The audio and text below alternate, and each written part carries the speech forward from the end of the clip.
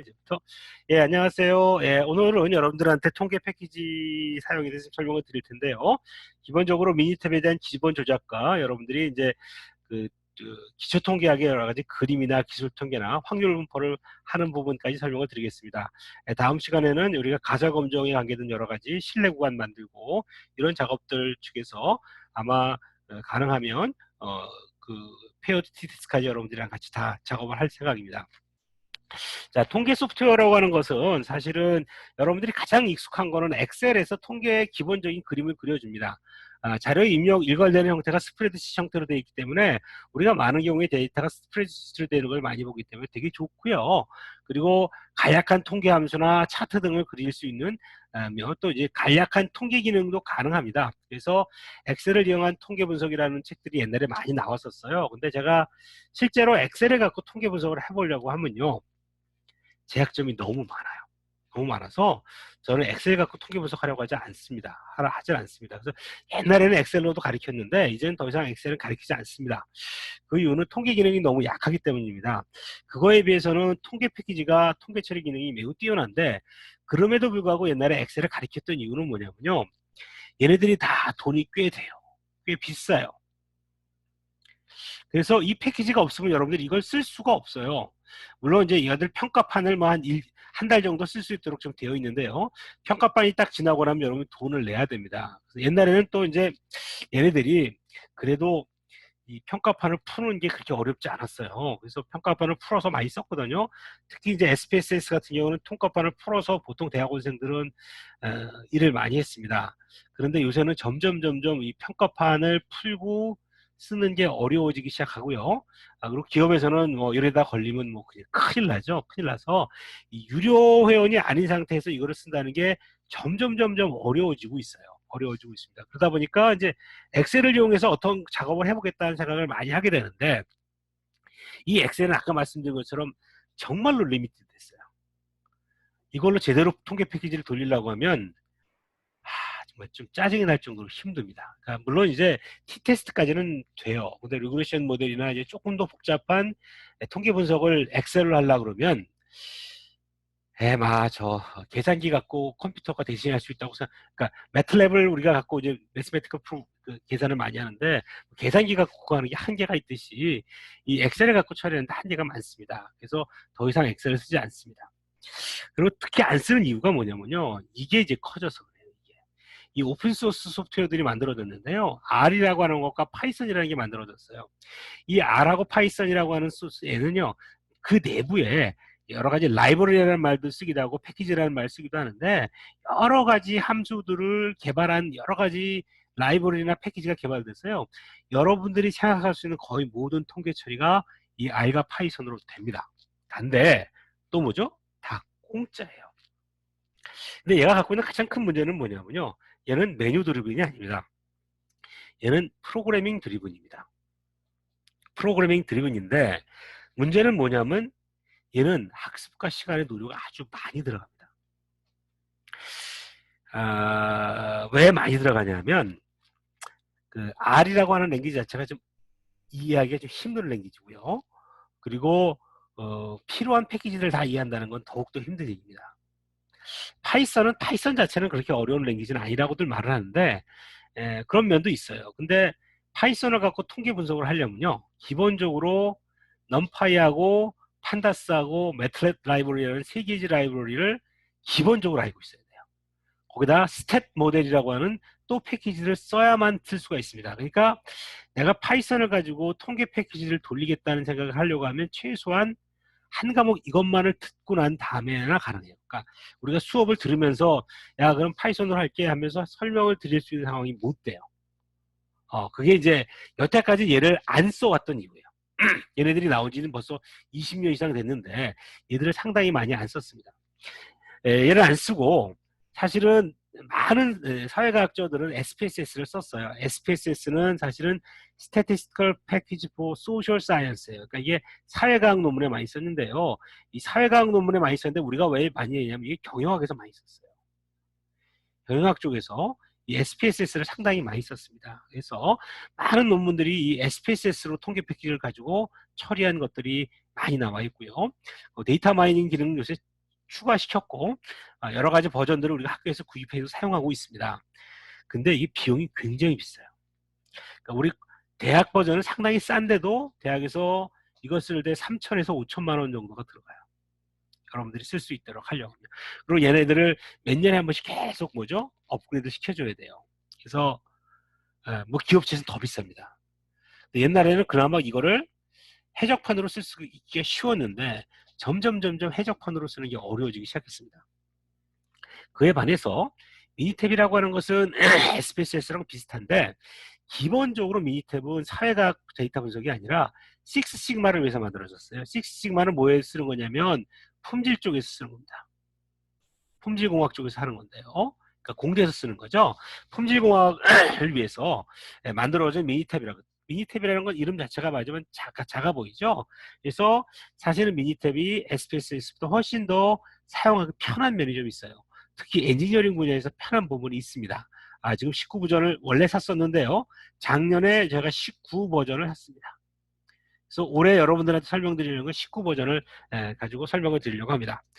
그래서 여러분들이 회사에 가보면요. SPSS를 안 쓰고요. 오히려 미니탭을 많이 씁니다. 최근 들어서는 점프를 쓰기 시작했어요. 점프는 세스의 그 뭐죠?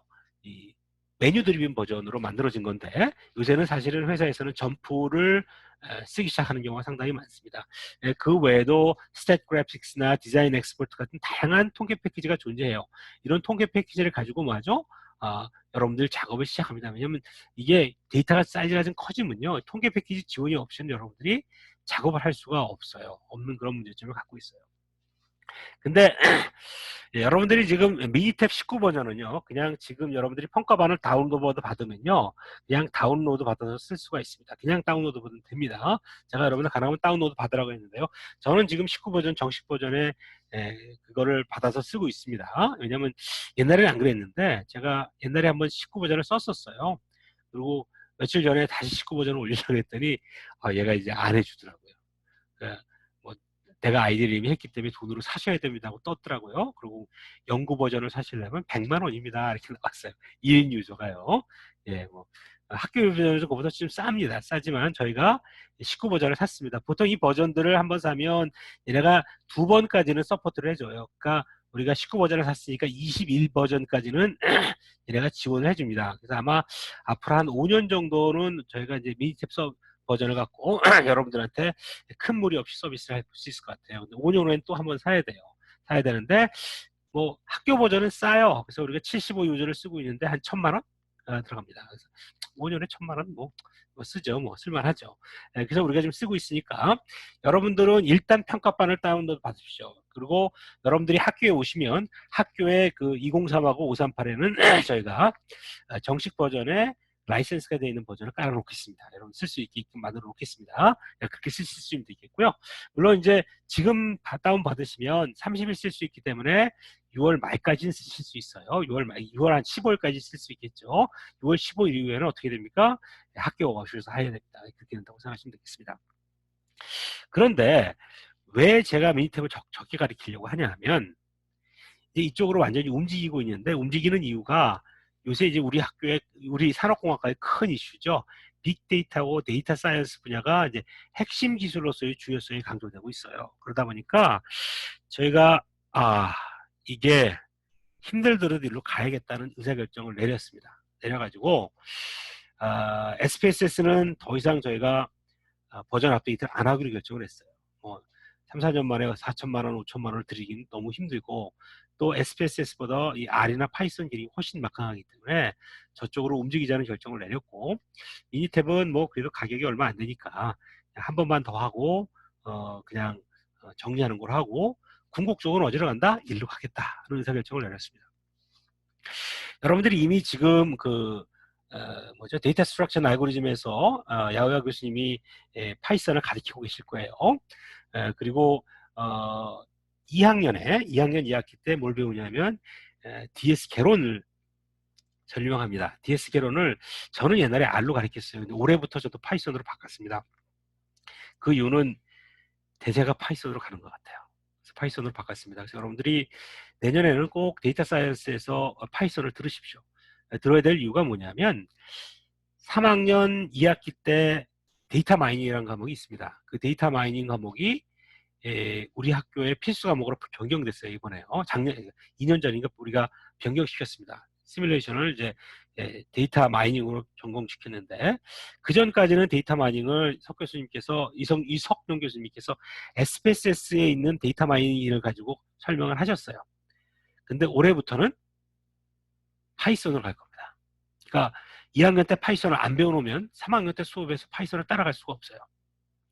그리고 4학년 때 제가 텍스트 마이닝을 합니다. 그 텍스트 마이닝도 여태까지는 R로 했는데요. 올해부터 파이썬을 할 겁니다. 텍스트 마이닝을요. 그래서 여러분들이 궁극적으로 이쪽을 배우셔야만 합니다. 산업공학에서 데이터 분석을 한다는 사람은 파이썬을 하셔야 됩니다. 이 파이썬을 하게 되면 당연히 뭘 배워야 됩니까? 랭귀지만 배우는 게 아니라 넘파이나 판다스나 매틀랩 라이브러리나 C본이나 스탯 그래픽이나 뭐죠? 사이킥런 같은 여러 가지 관련 패키지들을 같이 배웁니다. 심지어는 4학년 1학기 때 우리가 딥러닝도 가르치는데 최기석 교수님이 거기서도 파이썬으로 합니다. 그래서 여러분들이 이쪽으로 가야 되는 그런 당위성이 너무 커졌어요. 커졌기 때문에 여러분들이 파이썬을 쓰십시오. 그리고 이제 파이썬으로 어렵지 않게 모든 일을 할 수 있는 능력을 키우시는 게 필요합니다. 그렇게 말씀을 드리고요. 그렇지만 아직도 회사에서 당장 나가시면 아마 파이썬으로 실제 일을 하는 경우가 그렇게 많지 않을 거예요. 그래서 여러분들이 그거를 실제 일을 할 수 있는 능력을 보여주시면 저 녀석 새로 나온 녀석인데 젊은 놈이 일할 줄 아네, 이렇게 말을 들을 가능성이 높습니다. 그렇지만 아직 경우에 상당히 많은 이제 우리 공학 쪽에서는 미니탭을 쓰기 때문에, 그리고 미니탭이 간단하기 때문에 여러분들 미니탭으로 일단 설명을 드리겠습니다. 그 이유는 뭐냐면 이 수업, 즉 2학년 2학기 2학년 지금 1학기인가 1학기 이 수업에서 파이썬까지 가리키면서 통계 패키지를 할 시간이 도저히 안 돼요. 그래서 미니탭을 간단하게 설명드리면서 여러분이 통계 패키지를 적용하는 방법으로 진행을 하는 방법으로 강의를 진행하려고 합니다.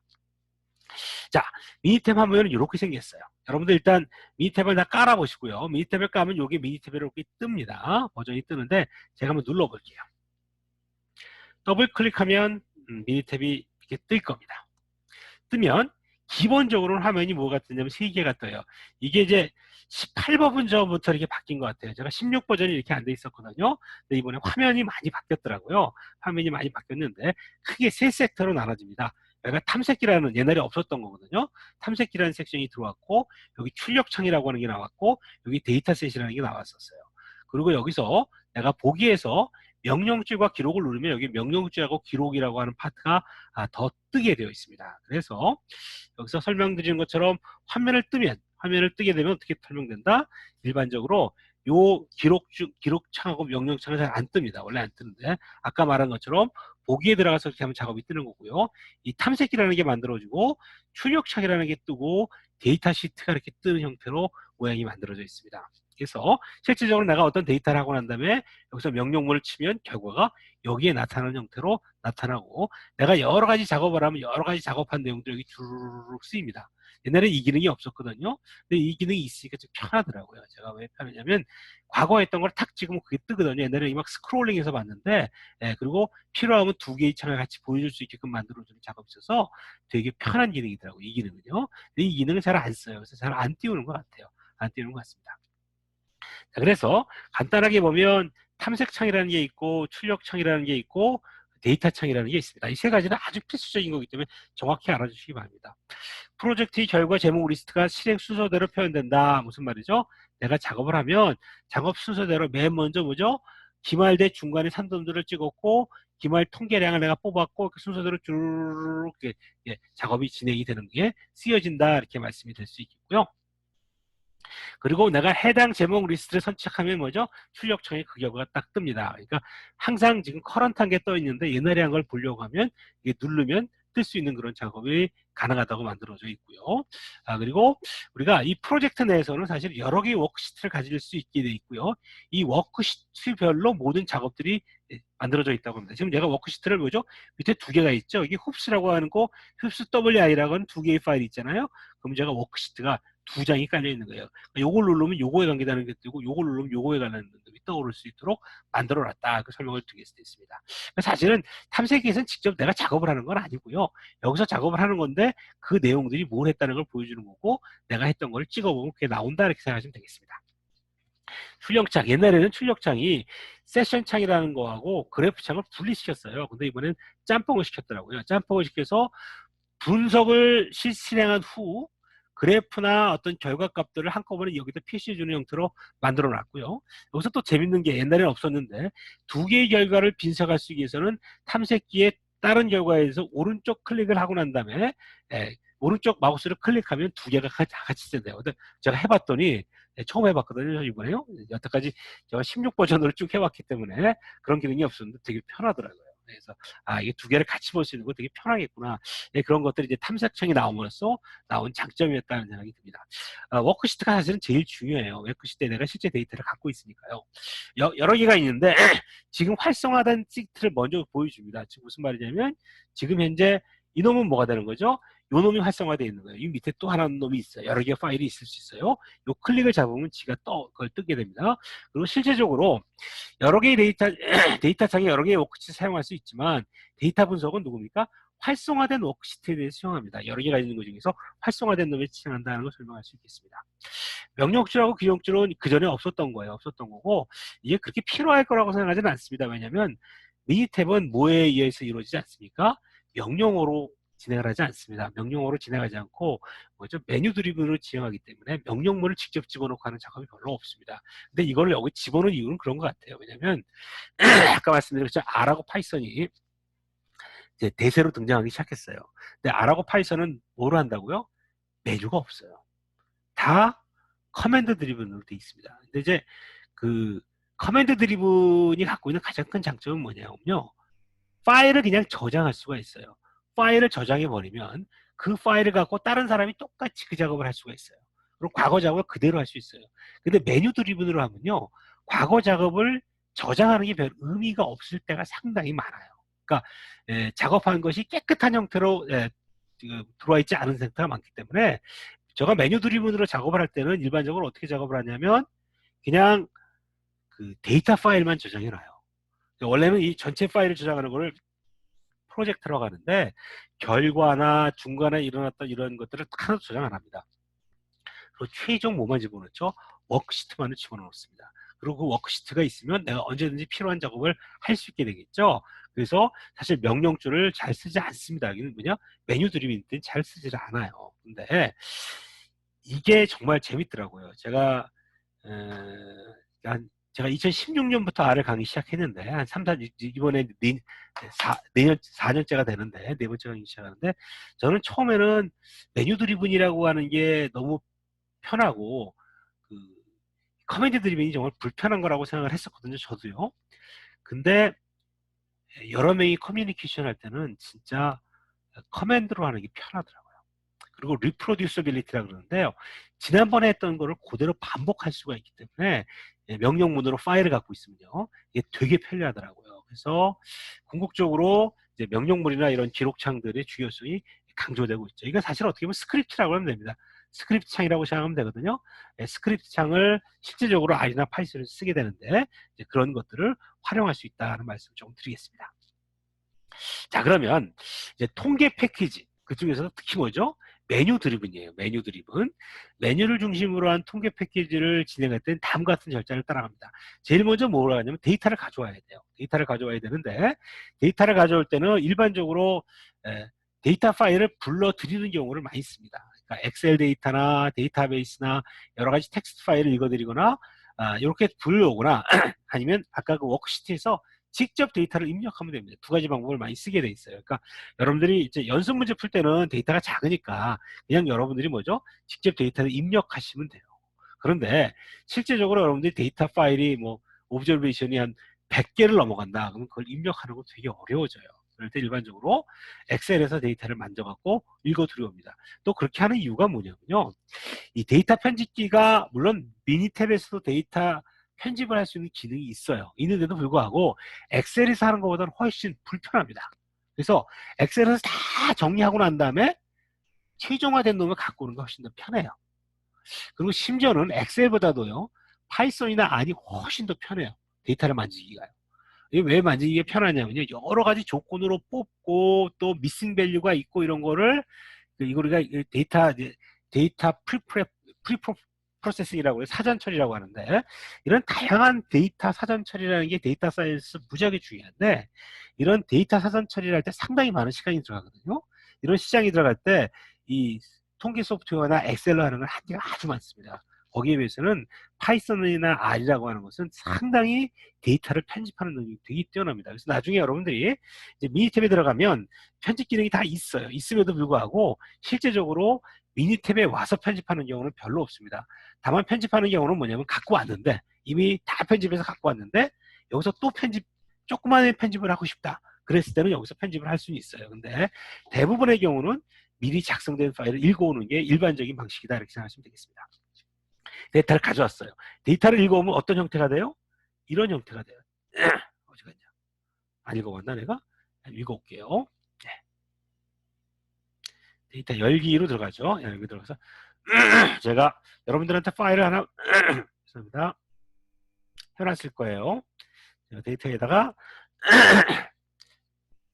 일단 먼저 성적이라는 데이터를 한번 가져볼게요. 이거는 한 번만 올리고 더 이상 올리지 않겠습니다. 그러면 가장 먼저 첫 번째 요게 바로 뭐가 되는 거죠?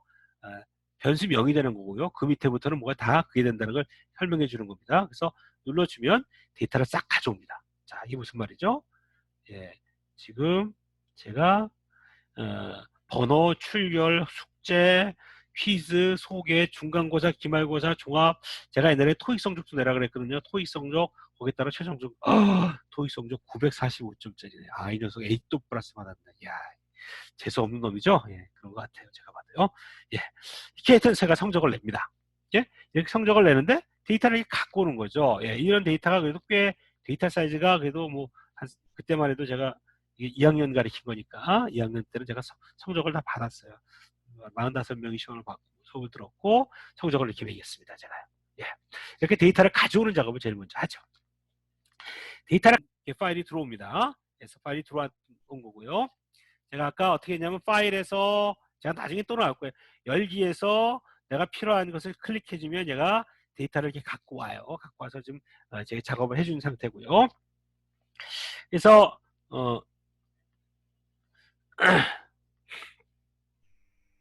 내가 필요한 놈의 뭐죠? 해당 파일의 작업을 내가 선택을 하게 되는데, 미니탭에 들어가서 자, 그럼 여기 보면 파일에 보면 아까 말한 것처럼 새로 만들기, 그러니까 내가 데이터 프레임을 새로 워크시트를 만들 거냐, 뭐죠?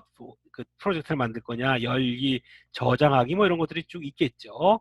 편집에 들어가면 이제 셀 지우기 뭐 여러 가지 그런 것들이에요. 그리고 데이터에 들어가면 얘를 쪼개기, 붙이기 뭐 이런 걸 하거든요.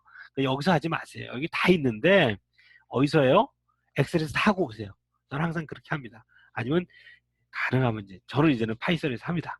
R에서 합니다. R에서 해갖고 다 만들어갖고 CSV로 만들어갖고 또 그 엑셀 파일로 안 만들고요. 엑셀에 CSV 파일로 만듭니다. 그래서 갖고 와버리거든요. 그래서 이 작업도 거의 필요 없어요. 여러분들이 이제 할 거는 이 통계 분석하고 그래프 쪽을 주로 하게 될 겁니다. 나머지 것들은 별로 쓰지 않을 거예요. 예, 그렇게 진행된다고 생각하시면 되겠습니다. 자, 그럼 여기서 먼저 그래프를 하나 그려볼게요. 뭘 그려보냐면 종합 성적을 내가 다 하는 거에 대한 내가 히스토그램을 그리고 싶다. 아니, 산점도를 먼저 그릴게요. 왜냐면 중간고사와 기말고사에 산점도를 그리고 싶다. 그럼 산점도를 누르면 여러 가지 형태가 있는데 내가 일단 단수를 누르고요.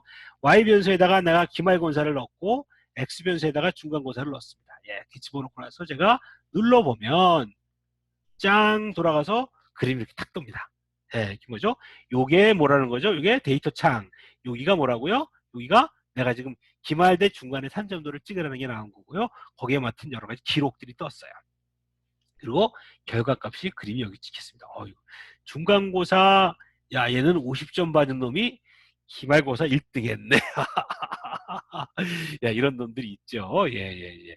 예, 역시 중간고사 70점대들은 60점대를 이상을 받았네요. 예, 이런 애들이 있습니다. 예, 예. 성적표가 이렇게 나온다는 걸 내가 파악할 수 있겠죠.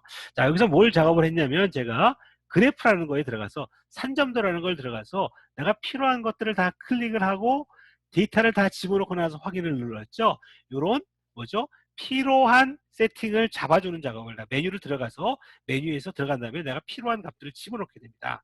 그래서 우리가 일반적으로 통계 패키지를 뭐죠? 개로 쓸 때는 그 메뉴 드리블을 쓸 때는 내가 무슨 작업을 해야 되는지를 선택해야 돼요. 선택하려면 뭐죠? 그러면 내가 통계 처리가 뭔지를 알아야 선택을 할 수가 있어요. 그리고 얘 중에서 내가 산점도를 찍을 때 무슨 산점도를 찍는 게 뭐라는 걸 내가 알아야 찍을 수 있어요. 그게 끝나고 나면 마지막에 뭐죠? 필요한 변수를 집어넣어요. 아까 X에다 뭘 집어넣고 Y에다 뭘 집어넣고 집어넣죠. 데이터 파일 변수에 분석하는 재상상이 나오는 마지막 지속 나오는데 여기서 필요한 변수 값들을 다 집어넣도록 되어 있습니다. 얘를 다 집어넣고 나면 뭐죠? 결과가 결과창에 뜨는데 결과창에 뜨는데 그 결과를 보고 확인을 하도록 되어 있는 게 일반적인 작업입니다. 그래서 제가 마지막에 아까 말씀드린 여기 작업하는 거 먼저 가볼게요. 여기서 보면 내가 중간고사와 기말고사에 대한 뭘 구하고 싶어요? 산점도를 그리고 싶어요. 그러면 내가 그래프에 들어가서 산점도를 찍는데 산점도 중에서 여러 가지가 있어요. 그 안에 회기직선표가 있는 거를 구하고 싶은지 이런 걸 많이 구하죠. 왜 많이 구하냐면요. 이게 관제가 있나 없는 거를 직선으로 보고 싶을 때가 많아요. 그럼 걔는 얘를 찍어야 되겠죠. 그 다음에 y를 뭐로 놓고 x를 뭐로 넣어야 될까? 예, 일반적으로 x 변수를 뭐죠? 먼저 거를 쓰고요. y는 우리가 종속변수라는 말 하잖아요. 종속변수이기 때문에 y를 뒤에 걸 쓰도록 돼 있어요. 그래서 일반적으로 예측하고 싶어 하는 걸 y로 놓고요. 예측할 때 들어가는 변수를 뭐하죠?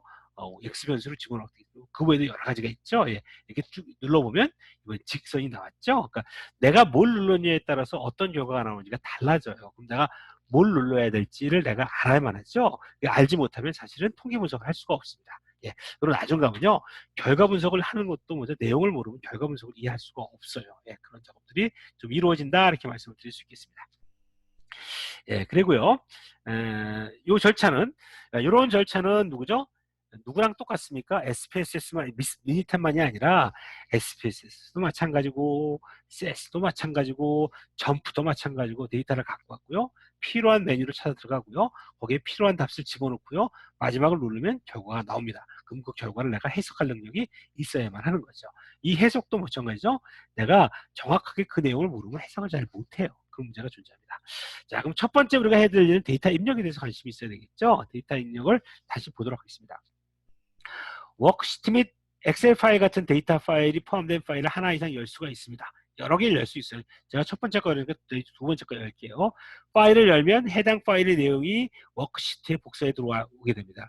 기존 파일을 열 때는 파일, 열기, 해당 파일이 있는 폴더로 접근해서 해당 파일을 선택하면 됩니다. 물론 거기에 뭐가 있냐면요. 그 확장자도 있어요. 그러니까 잘 보고 해주시면 됩니다. 또 필요에 따라서는 워크시트를 직접 입력할 수가 있습니다. 이거 직접 입력하는 것도 여러분 시킬게요. 파일에서 새로 만들기로 들어가서 워크시트를 선택하면 데이터 창에 새로운 뜹니다. 일반적으로 워크시트는 우리가 MW 그 미니탭 아마 워크시트라는 개념일 거예요. 나중에 뭐죠? 프로젝트 파일은 MPJ로 아마 제가 저장되는 걸 알고 있어요. 이렇게 저장되어 있습니다. 그래서 여러분들이 실질적으로 가장 많이 하는 작업이 데이터를 관리해 주는 게 되게 중요하고요. 데이터 파일들을 항상 갖고 계십시오. 아주 좋겠습니다. 그러면 워크시트에 제정되는 데이터 유형은 뭐냐면요. 문자 데이터가 있고요. 그러니까 숫자 데이터가 있고요. 문자 데이터가 있고 날짜 데이터가 있습니다. 문자 데이터에는 그냥 변수명만 나오고요. 숫자 데이터는 뒤에 T라는 게 붙어요. 그리고 날짜 데이터는 D라는 게 붙어요. 한번 가볼까요? 자, 여기죠. 예, 문자 데이터. 여기는 이제 변수명이 상관없고요. 여기에 다 숫자로 읽히는 거예요. 숫자를 기억고 뭐죠? A 플러스 마이너스에 플러스가 됐으니까 뭐예요? D로 찍혔죠? 얘는 뭐죠? 텍스트라는 뜻이에요. 예, 날짜를 집어넣으면 T가 찍혔고 D로 찍힙니다. 왜냐면 이게 나중에 여러분들이 우리가 분석하는데 상당히 다르게 되죠. 카테고리컬 데이터냐, 컨티뉴어스 데이터냐에 따라서 분석하는 게 달라집니다. 예, 그 나중에 조금 더 설명을 드릴게요. 예, 그래서 데이터의 형태는 그렇게 된다. 즉 크게 문자 데이터와 이제 그러니까 숫자 데이터와 문자 데이터가 달라진다. 이게 되게 중요한 차이입니다. SPSS도 얘를 범주형 데이터라고 표현하기도 하고요. 예, 범주형 데이터라고 얘기를 하는데 문자 데이터를 이 범주형 데이터로 돼 있을 경우에는 실제적으로 문자 데이터랑 달라져요. 범주형 데이터는 뭘 못 구하냐면 미니값 같은 걸 못 구해요. 기술 통계를 못 구합니다. 카운트만 하게 돼 있어요. 그래서 숫자 데이터냐 문자 데이터에 따라 분석하는 그림도 다르고요. 많이 달라진다는 걸 설명을 드리겠습니다. 나중에 제가 한번 그 얘기를 다시 한번 설명을 드릴게요. 그래서 제가 산점도로 그림 그리는 거 조금 전에 보여드렸죠. 예, 그래프에서 산점도를 선택하고 원하는 선택한 다음에 x의 기말금속 중간금을 선택하면 그림이 그려진다. 이렇게 되어 있습니다. 그다음에 기초통계량을 구하는 것은요. 내가 어떤 통계의 값을 구하고 싶다. 그러면 통계 분석에서 기초통계량에서 독해 통계량을 선택하고 난 다음에 필요한 여러 가지를 하고 난 다음에 눌러보시면 결과가 나오는데 때에 따라서는 요 밑에 조그만 것들이 있어요. 이것도 눌러봐서 내가 필요한 것들을 잡아주면 되거든요. 잡았을 때 통계량을 누르면 내가 계산하고 싶은 통계량이 뭔지가 나오고 내가 클릭하면 필요한 놈이 나타나고 추가시킬 수 있고 제거할 수 있는 그런 작업을 해줄 수가 있겠죠. 네, 그런 작업을 해주고 있고요. 도움말을 누르면 도움말이 작업이 진행이 될 수 있도록 진행이 됩니다. 네, 한번 다시 들어갈게요. 자, 그럼 여기서 내가 뭐를 계산하고 싶다? 통계 분석에 들어가서 기초통계로 가면 여기서 이제 기초통계에 여러분들이 많은 걸 배운 거예요. 그죠? 기초통계란 표시, 저장이라고 되어 있죠. 여기 기초통계한 값을 구하는 거고요. 여러분들 1표본 G검정, 1표본 T점검, 2표본 T검정, 쌍체 T검정 기억나세요 다? 여러분 다 배웠던 거죠? 단일 비율 검정, 두 비율 검정, 원표본 포화성 비율을 안 했어요. 안 했고요. 그 다음에 상간 분석, 정규성 검증까지 있네요. 아, 이게 다 나와 있네요. 그런 게 다 있네요. 자, 그리고 여러분들이 아직 안 배웠지만 다음 시간에 배울 회귀 분석 여기 나옵니다. 예? 회귀 분석이 있고요. 그 다음에 여기 회귀 분석 안에 회귀 분석 들어가면 여러 가지 내용들이 나옵니다. 그리고 다음 시간에 여러분들이 배울 분산 분석이라는 게 여기서 이론 분석밖에 안 배울 겁니다. 분산 분석이 있고요. 요거는 3학년 때 제가 배운다고 말씀드렸어요. 실험기법, 품질 관리도는 뭐죠? 품질 관리 관계되는 것들인데 요것도 언제 봐요? 3학년 1학기 때 배우고 요거 3학년 2학기 때 배워요. 예. 그리고 품질 도구들도 역시 3학년 1학기 때 배우도록 합니다. 생존도 분석은 릴라이빌리티인데 저희가 안 해요. 안 할 거고요. 예측 분석은 카트 분석은 아마 데이터 마이닝이 있는 거거든요. 옛날에 이런 거 여기 없었어요. 근데 요새는 데이터 마이닝이 워낙 중요하다 보니까 이게 추가됐네요. 다별량 분석, 다별량 분석은 주로 여기서 할 수 있는데 다별량 분석을 그렇게 메이저 포인트는 아닌 것 같아요. 여기서 이제 이 팩터 어널리시스라든지 K-민 클러스터라든지 이런 것들을 할 수 있도록 해주고요. 시계열 분석, 표 분석은 제가 나중에 카이 제거 연산 분석을 여러분 설명드릴 겁니다. 그리고 여러분들 나중에 또 뭘 많이 할 거냐면요. 표본 크기 결정하는 거 얘기했었죠. 표본 크기 결정을 제가 뭐에서만 설명드렸냐면 아주 간단한 케이스만 들었어요. 모집단을 알 때, 그러니까 모평균을 모분산을 알 때의 케이스만 제가 설명을 드렸어요. 그것도 식이 굉장히 어려웠거든요. 근데 그게 아니면 식이 상당히 어려워집니다. 근데 그 개념만 이해하면요. 나머지 건 얘가 다 계산해 주니까 여기서 여러분 찾아보면 돼요. 그래서 여러분들 이거 찾는 방법 좀 설명을 드릴 겁니다. 아마 비모스 통계는 제가 뭐라 그랬냐면 그 정규분포를 안 따를 때를 말씀드렸어요. 극도로 안 따를 때를 쓰는데 이걸 배울 수 있을지 안 배울 수 있을지 모르겠습니다. 예, 그리고 동등성 검증은 우리가 그 3포가 같은지 다른지 이런 거 따졌잖아요. 예, 그런 것들을 갖고 또 실험 계획이 들어가면 이게 복잡한 게 많아요. 그래서 그런 것들을 좀 처리할 수 있도록 만들어줬고요. 그래프에 들어가 보면 산점도, 뭐 버블도, 뭐 히스토그램, 점 그래프, 줄기표 여러분들 많이 봤던 것들이죠. 확률 분포표, 상자 그림, 막대 그림, 파이 차트 이런 등고선 이런 것들을 다 그릴 수 있도록 만들어 놨습니다. 그래서 이런 것들에 따라서 여러분들이 작업을 해주시면 될 것 같아요. 그 다음에 제가 요게 좀 깜짝 놀랐는데 보조도구라는 게 생기면서 옛날에 통계 분석에 있는 부분 중에서 일부분 특히 이제 어디서 쓰는 것들이냐면 이게 3학년 1학기 때 배우는 품질 경영에서 사용되고 있는 스태티스티컬 퀄리티 컨트롤에 관계되는 상당 부분들이 이쪽으로 빠져 있더라고요. 그래서 이건 제가 안 해봤기 때문에 나중에 한번 해보고 여러분들이랑 얘기를 좀 드리도록 할게요. 그렇게 보겠습니다. 그리고 요것도 새로 생겼더라고요. 미니탭 워크스페이스라는 거 같고 퀄리티 트레이너라는 게 생겼는데 이것도 제가 아직 뭔지 안 해봤어요. 나중에 한번 여러분들이랑 같이 이해가 되면 설명을 좀 드리도록 하겠습니다. 여기까지 제가 전반적인 설명을 한번 드렸고요. 예, 그리고 그거 했나? 통계학 안 돌렸죠? 자, 예, 통계 분석 들어가서 기초 통계학, 기초 통계량 표시를 하면 내가 필요한 통계량이 쭉 나옵니다. 나오는데 뭐가 빠졌죠? 최종 성적이 빠졌어요. 왜 빠졌을까요? 여기 나오는 거는요, 통계량을 계산할 때는요, 얘는 미인값을 구할 수가 없어요. 카운트밖에 못 구해요. 이 기초통계량은 뭐하죠? 숫자 데이터만 여기 띄워놔요. 그래서 얘가 보면요, 여기 띄울 때 들어갈 수 있는 놈만 여기 뜹니다. 자, 그래서 내가 뭘 계산할 거냐면 중간고사, 기말고사, 종합고사, 토익 성적을 내가 변수에다 집어넣고 싶어요. 요거에 대한 그것들을 구하고 싶어요. 네? 그러고 나서 제가 한번 눌러볼게요. 확인을 눌러볼게요. 그러면 뭐냐면 중간고사, 기말고사, 종합, 토익 성적에 대해서 토익 성적 안 낸 놈들이 좀 있네. 기말고사 뭐죠? 두 놈 빼먹었네. 두 놈 빼먹었으니까 당연히 뭐죠? F가 좀 있겠죠. F가 세 놈이네. 예, 그렇죠. F를 받아야죠. 뭐 시험도 한번 줄 수는 없죠, 제가. 예, 그래서 각각에 대한 뭐가 나오죠? 미싱 밸류 나오고 평균값이 얼마인지 나오고 표준 오차라고 나오죠. 그리고 표준 편차가 나오죠. 무슨 차이죠? 이게 X바의 스탠다드 디비에이션이에요. 그러니까 스탠다드 에러라 그러죠, 우리가. 예? 표준 오차라고. 표준 편차는 이 45개의 스탠다드 디비에이션을 구한 거죠. 그러니까 요건 뭐죠? 요거는 얘 루트 n분의 시그마로 만든 거예요. 최소값, 중위값, 최대값 이거까지를 다 뽑아서 나한테 보여주는 형태로 형태가 만들어진다 이렇게 볼 수 있겠습니다. 자, 그래서 이런 작업이 되고요. 아까 제가 조금 전에 말씀드린 것처럼 미니탭의 메뉴 구조는 이렇게 되어 있어요. 요게 18버전하고 죄송합니다. 19버전에 많이 변했더라고요. 16버전하고요. 여기서부터 여기까지는 같았어요. 파일은 프로젝트나 워크시트에 대한 파일을 필요한 여러 가지 부메뉴로 작성되어 있고요.